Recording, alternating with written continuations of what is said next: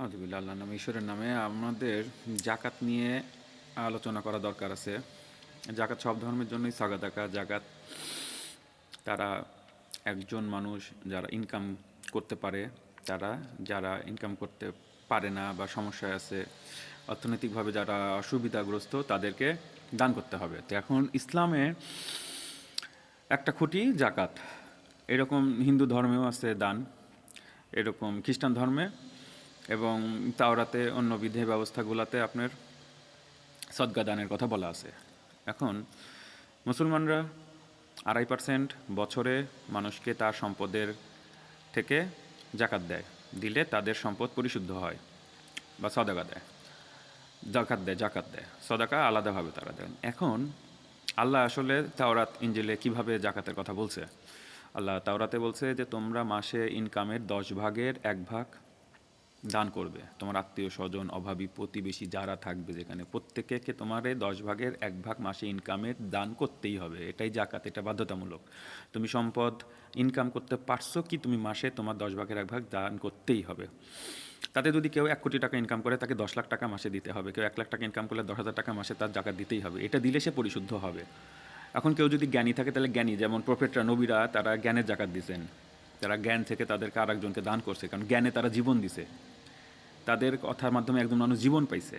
এখন এই জাকাতের ব্যাপারটাকে 2.5% বছরে দিলে একটা মানুষ ওই 2.5% টাকা নিয়ে 1 বছরে কোনো ধনীর কাছ থেকে সে কী কাজটা কাজে লাগাবে? আর একজন মানুষ মাসে তার ইনকামের 10 ভাগের 1 ভাগ যখন অন্যকে দেয়, তখন সেইটা তাহলে তার কত বড় একটা অ্যামাউন্ট হবে। এখন তাহলে পৃথিবীতে যত মানুষ ইনকাম করে, তাদের সবার যদি ইনকামের 10 ভাগের 1 ভাগ যদি অভাবীদের দেওয়া হয়, পৃথিবী কি তাহলে কোনো অভাবী থাকবে? আর আপনি যদি বছরে 2.5% যদি খালি আপনি দেন, তাহলে এখানে আপনি আবার বেছে বেছে দিবেন, কাকে দিবেন? এই 1 বছরে একটা মানুষ বাঁচবে কীভাবে বাঁচবে যদি স্বভাবই হয়? মাসে সে আপনার ইনকামের 10 ভাগের 1 ভাগ থেকে সে পাচ্ছে।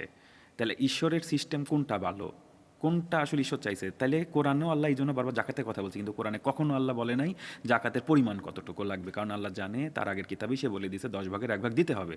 তাহলে পরবর্তীতে তাহলে এখন আবার আমাদের এখানে দলের কোনো অভাব নাই, প্রচুর পরিমাণে ইসলামিক দল আছে, তারা এক একজন এক একভাবে জাকাতের ফতোয়া দিচ্ছে, কাকে দিতে হবে। 2.5% দিতে হবে বছরে একবার।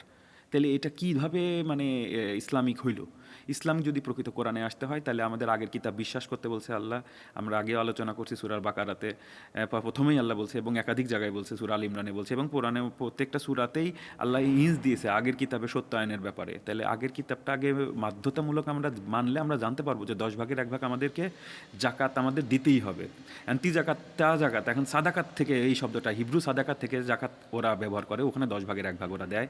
ঠিক আছে, এখানে 10 দেয়, মানে ইনকামের 10 ভাগের 1 ভাগ দান করতেই হবে মাসে। 10 ভাগের 1 ভাগ দান করতেই হবে আপনার ইনকামের। একজন মানুষ তার ইনকামের 10 ভাগের 1 ভাগ তার আত্মীয় প্রতিবেশী অভাবীকে তার দান করতেই হবে।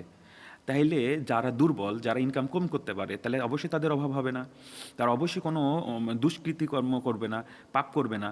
ঠিক আছে, আর নারীদের ক্ষেত্রে তো সম্পদের কথা ওখানে বলাই হয়েছে যে তোমরা নারীদেরকে কখনো বঞ্চিত করা যাবে না। যাদের কোনো ছেলে সন্তান নাই, তাদের নারী পুরাটাই বাবার অংশ পাবে। এখানেও আল্লাহ আগে বলছে, পরে কোরআনে আল্লাহ আরেকভাবে বলছে। কিন্তু কোরআন আগে কিতাব যদি কেউ বিশ্বাস করে মানে, তাহলে এক্ষেত্রে কোরআনকে অনুসরণ করা হলো, আমরা ওইখানে কিতাব অনুযায়ী পাচ্ছি। এখন এখানে আমাদের বাংলাদেশে নারীদেরকে টোটালি সম্পত্তির থেকে বঞ্চিত করার যতগুলো ব্যবস্থা, এবং হিন্দু শাস্ত্রেও তাই।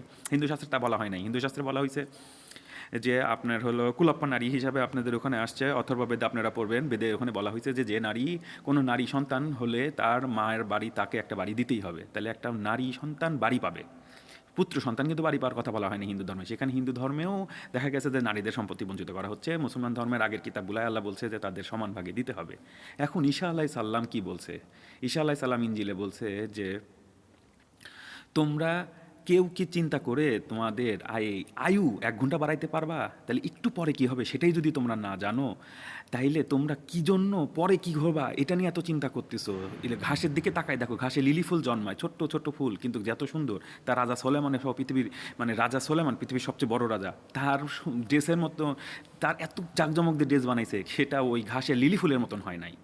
তো এই লিলি ফুলগুলা যখন মানুষ উনুনে ফেলে দেয়, রান্না করা চুল্লিতে ফেলে দেয়, তাহলে তোমরা হে অল্প বিশ্বাসীরা, তোমাদেরকে ঈশ্বর কতই না সুন্দরভাবে সাজাবে, এটা কতই না নিশ্চিত। তাহলে নিশ্চিত যে শিওর ঈশ্বর আমাদেরকে দেখবে। এবং উনি বলছে একই সঙ্গে তোমরা ঈশ্বরের পূজা এবং অর্থের পূজা করতে পারবা না। তাইলে ঈশ্বরের যে পূজা করবে সে কখন অর্থর পূজা করবে না। তাহলে অর্থর পূজা না করলে একজন মানুষ আর একজনকে দান করতে পারবে, জাকাত দিতে পারবে, সাহায্য করতে পারবে, নিজের মতন ভালোবাসতে পারবে, যেটা ইঞ্জিলের কথা, যেটা সব নবী সার ঈসা আলাইহিস সালাম আমাদের বলছে। ঈসা আলাইহিস সালাম আমাদের এইভাবে পরিত্রাণ দিতে আসছেন।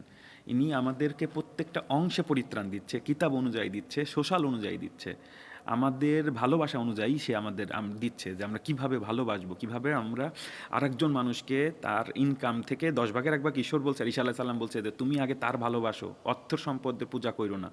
তোমার ভালোবাসার পুরাটাই তোমার ঈশ্বরের দেওয়ার পরে বাকিটা তোমার প্রতিবেশীর জন্য থাকবে। আর ইহাইয়া আলাইহিস সালাম কি বলছে যে তোমার যদি 2টা কম্বল থাকে, একটা কম্বল আরেকজনকে দাও। তাহলে ইহাইয়া আলাইহিস সালাম হলো মানব কুলে জন্মগ্রহণ করা সবচেয়ে শ্রেষ্ঠ সন্তান। কোরআনে আল্লাহ বলছে আমি তার নাম নিজে রেখেছি। সূরা আল মরিয়মে আছে, আপনি সাথে থেকে শুরু করে 12 নম্বর আয়াতে, এখানে সূরা মরিয়মে আল্লাহ বলতেছে ইহাইয়া সাল্লামের নাম আমি রেখিলাম। তাহলে উনি হলো পৃথিবীতে সবচেয়ে শ্রেষ্ঠ, যারা মানবকুলে জন্মগ্রহণ ছেলে মানুষের মধ্যে যারা নিষ্পাপ সন্তানের একজন। তিনি বলছে তোমার 2টি কম্বল থাকলে 1টি কম্বল আরেকজনকে দাও, তোমার যা আছে তার থেকে আরেকজনকে তা ভাগ করে খাও, তোমার খাবার 2 ভাগ থাকলে 1 ভাগ আরেকজনকে দাও। তাইলে এই হলো ইহাইয়া আলাইহিস সালাম, যাকে খ্রিস্টানরা জন দ্য ব্যাপটাইজড বলে। জন দ্য ব্যাপটাইজড, যিনি ব্যাপটাইজড করতে পারতেন, তাহলে যিনি নিষ্পাপ মানুষ ছিলেন। তো ঈসা আলাইহিস সালাম আমাদেরকে সালভেশন দিচ্ছেন, পরিত্রাণ দিচ্ছেন। কিন্তু আমাদের যারা আলেমরা আছে, আলেম সমাজরা, তারা কি কোন জিনিসটারে তারা আসলে মানতেছে? তারা কোরআন, আগের কিতাব মানতেছে। এটা কি মানা হইছে? তাইলে একজন মানুষ বছরে 2.5% মাত্র জাকাত দিবে। হিন্দুদের হ্যাঁ নারীদেরকে বঞ্চিত করা হয় টোটালটাই। তাইলে কিভাবে কি? তো ঈশ্বরের পূজাটা কিভাবে হবে তাইলে? মানুষ যদি অর্থ সম্পদ নিয়ে টেনশন করে, ঈশ্বরের পূজা কিভাবে?